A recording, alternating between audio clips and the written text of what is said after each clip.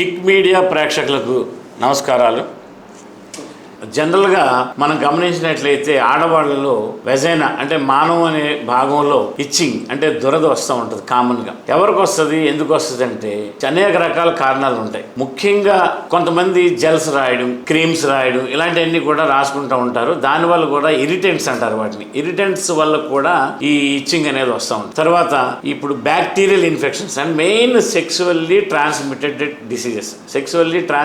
Diseases అంటే సుఖ వ్యాధులు. బయట లైంగిక సంపర్కం జరిగిన చోట్ల ఎక్కడైనా బయటకు వెళ్ళిన వాళ్ళు ఉంటారు, వేరే ఆడవాళ్ళతో అవుట్ సైడ్ బ్రాతల్స్తో వాళ్ళతో లైంగిక కార్యక్రమంలో పాల్గొన్నప్పుడు డెఫినెట్గా సెక్సువల్లీ ట్రాన్స్మిటెడ్ డిసీజెస్ వస్తాయి. అవి ఎందుకు వస్తాయి? 1 బ్యాక్టీరియల్, 2 వైరల్, 3 వైరల్. మెయిన్ కారణాలు ఇవే ఎవరికి వచ్చినా కానీ.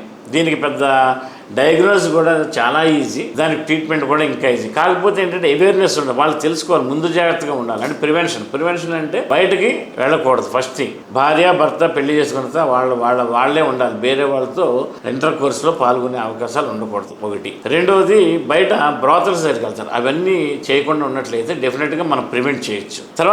తర్వాత సోరియాసిస్ అని ఉంటుంది. సోరియాసిస్ వల్ల కూడా మనకి ఈ ఇచ్చింగ్ అనేది వస్తుంది. తర్వాత ఎగ్జిమా అంటారు, అదొక ఇన్ఫెక్షన్. సో ఇలాగా అనేక కారణాలు ఉంటాయి. ఆ కారణాలు తెలుసుకుని దాన్ని ట్రీట్మెంట్ చేసుకున్నట్లయితే చాలా సింపుల్. అది పెద్ద కష్టమైన పని ఏమీ కాదు. అంటే బ్యాక్టీరియల్కి, వైరల్కి, ఫంగల్కి మూడింటికి కలిపి కంబైన్డ్గా మనకి ఆయింట్మెంట్స్ వచ్చినాయి. ఆయింట్మెంట్స్ వాడుకుంటూ సిస్టమిక్గా అంటే మింగే ట్యాబ్లెట్లు కూడా ఉంటాయి. కొంతమంది ఇంజెక్షన్స్ చేయవలసి ఉంటుంది, దానివల్ల అలా వస్తూ ఉంటాయి అనమాట. తర్వాత హెర్పిస్ అనేది కూడా వస్తుంది. హెర్పిస్ అనేది దానికి కంపల్సరీ ట్యాబ్లెట్స్ ఉంటాయి, ఇంజెక్షన్స్ ఉంటాయి. అవి కూడా వాడుకున్నట్లయితే డెఫినెట్గా ఈ ఇచ్చింగ్ అనే ప్రాబ్లము కంప్లీట్గా క్యూర్ అయిపోతుంది. కాకపోతే కోర్స్ లాగా వాడాలి. ఇచ్చింగ్ అనేది కంట్రోల్ అవుతుంది.